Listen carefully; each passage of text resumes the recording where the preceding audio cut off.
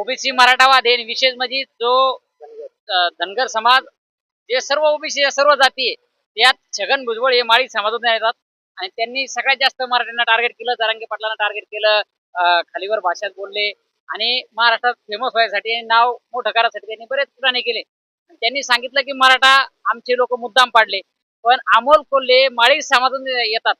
आणि तिथं गेली 15-20 वर्ष राज्य करणारे आढळराव पाटील हे मराठा समाजाचं मोठं एक प्राबल्य आहे. तरी मराठा समाजाने त्यांना गेल्या वेळेस पेक्षा जास्त मताने यावेळेस पाडलेलं आहे आणि माळी समाजाचे अमोल कोल्हे निवडून दिले आणि हे मराठा समाजाचं काम आहे. मराठा समाजाला माणूस पाहून मतदान केलेलं आहे, जात पाहून मतदान केलेलं नाही आणि मराठा समाजाचा सरकारवर रोष आहे, सरकारवर रोष आहे आणि सरकारच्या लोकांनी मराठा समाजाला पाडलेला आहे. आणि जरांगे पाटलाची ताकद होती, जरांगे पाटलाचे फॅन नुसते मराठा जातीचेच लोक नाही, हे जसे वंजारी जाती झाले तसे माळी समाजाचे, मुसलमान समाजाचे, सर्व जाती धर्माचे लोक